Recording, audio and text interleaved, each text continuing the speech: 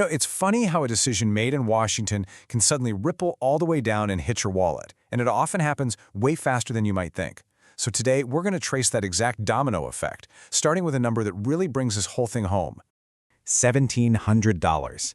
Yeah, analyses from groups like the Yale Budget Lab estimate that's about what past tariffs have cost the average American household. It's a really powerful reminder that trade policy isn't just some abstract idea. It has real, tangible costs. And that's exactly why this recent storm of new tariffs has everyone's attention. So, what kicked this whole thing off?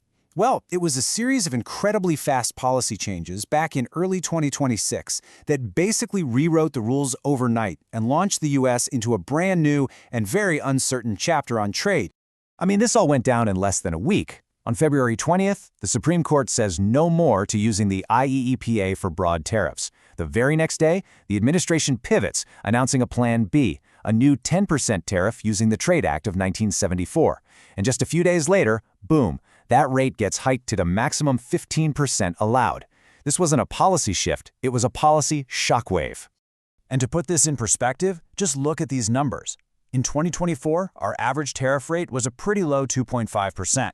By 2025, it had skyrocketed to 14.5%. That is the highest it's been in nearly 90 years. We're talking territory we haven't seen since before World War II. So what happens when you raise trade barriers that high, that fast? Well, the first domino starts to fall. And that first domino is the one that hits closest to home, the impact on prices and inflation. The biggest question in any trade debate always comes down to this: who actually pays for the tariffs? The official line we often hear is that foreign countries will just eat the cost, right? The idea is that exporters in other nations will just lower their prices to absorb the tax so they can stay competitive in the U.S. market. But is that what the data actually shows? Not even close. In fact, one major study found the reality is pretty much the exact opposite. Researchers at Germany's Kiel Institute did a deep dive and found that a staggering 96% of the cost is shouldered by U.S. importers and, you guessed it, passed on to U.S. consumers. So the costs are being paid for right here at home. And if that's true, we should be able to see the evidence pretty clearly in our inflation data. So where would you look for those first warning signs? Well, you'd look upstream, at the prices businesses are paying each other, long before those products ever get to a store shelf. And for that, we turn to something called the Producer Price Index, or PPI. Think of it as an early warning system. It measures inflation at the wholesale level, and those costs have a funny way of trickling down to the prices we all pay later. And boy, did the January 2026 data tell a story. Economists were predicting a 0.3% rise in producer prices. The actual number? It came in at 0.5%. That is significantly hotter than anyone expected. This wasn't just a small miss, it was a flashing red light. What this tells us is that those higher tariff costs are absolutely flowing through the supply chain. This inflation isn't just a future possibility, it's already in the pipeline. And that creates a massive headache for the one institution in charge of keeping prices stable, the Federal Reserve. So that higher inflation pushes over the second domino and it lands the Fed in a really tough spot. I mean, their job is to control inflation, but the reason for the inflation this time around makes their decision incredibly complicated. And if you listen to Fed Chair Jerome Powell himself, you can hear how they're thinking about it. He actually called the tariff-driven price hikes good news. Now, why on earth would rising prices be good news? Well, it all comes down to the type of inflation we're talking about. Okay, so here's the crucial difference. The Fed sees inflation from tariffs as a one-time price increase. It's a jolt to the system, sure, but they don't think it'll cause prices to keep spiraling up forever. Now, that's totally different from demand-driven inflation, which is when there's just too much money chasing too few goods.